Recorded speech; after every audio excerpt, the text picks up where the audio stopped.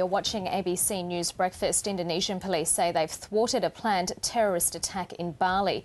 They've shot dead 5 suspected terrorists during 2 overnight raids in Denpasar and Sarno. Police say the men were planning robberies to raise money for a terrorist act. They say the men resisted arrest and died in shootouts with police. Professor Greg Barton is a research professor for the study of Indonesia at Monash University, and he joins us now in the studio. Good morning to you. Good morning, Thanks for your time. What do we know about these sort of operations and how they take place in Indonesia? Well, there's been a long history of the Detachment 88 counter-terrorism squad being very effective at tracking down terrorists and moving in on them, but often ending with fatalities. In this case, they say that these guys fired at them and they fired back, obviously, with fatal force. So this fits a typical pattern.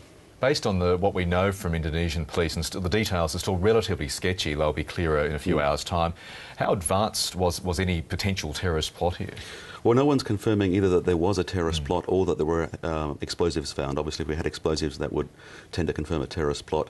But of all the places in Indonesia to knock off a jewellery store, get some cash for an operation, you wouldn't choose Bali, certainly not Denpasar and Sanur.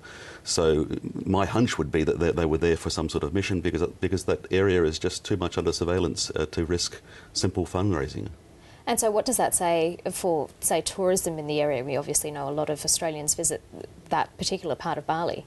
Well, the obvious conjecture this week is Thursday is the eve of the Balinese New Year, of Nyepi. There were fantastic street parades, a lot of people come out to watch them, an obvious soft target for a terrorist attack. So that's, at this stage, it's conjecture, but one would imagine it's quite likely that these guys were planning an attack on Thursday's New Year's Eve celebrations. And there is still lots of conjecture. It's important to point that out this morning. But looking at the broader picture, what's the strength at the moment of the main terrorist group, one of the main terrorist groups, Jemaah Islamiyah in Indonesia? We know a lot of their leaders have either been captured or killed in recent years. Where does it stand at the moment? Well, in fact, that particular group really is now out of date. It's been replaced with a group JAT, which Abu Bakar Bashir was leading until he was arrested, of course. But really all of the bombing operations since that first Bali bombing in October 2002 have been conducted by splinter elements, by breakaway groups. And if, as the police say, these guys were suspected of planning robberies to raise funds, you'd have to ask yourself why, if they're about to carry out an operation, are they risking getting caught in robberies, suggesting perhaps they're out on their own and they're rather weak. So that doesn't mean that this could be part of something wider or bigger? I think we're facing a sort of a pattern of small groups deciding to initiate attacks. Homegrown terrorists, so to speak.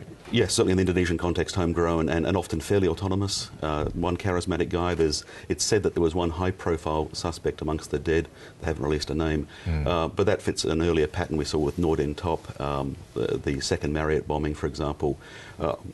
It doesn't suggest that this group is strong. On the contrary, it suggests that it's acting out of weakness. As I said, if they were trying to raise funds, that suggests they weren't well-resourced.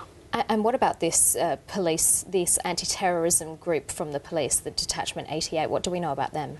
Well, Detachment 88 came from nowhere after the first Bali bombing in 2002. To their credit, they've surprised everyone with the speed with which they've acquired technology, mastered it, been successful in tracking down terrorists. The one criticism against them has been that too many of the confrontations lead to fatalities. But on the defence, these are guys who would rather die fighting, are often wired to explode.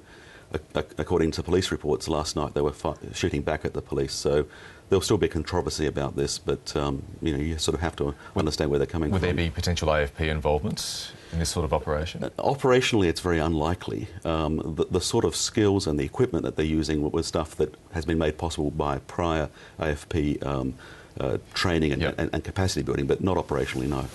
Greg Barton, thanks for your time this morning. Pleasure, thank you.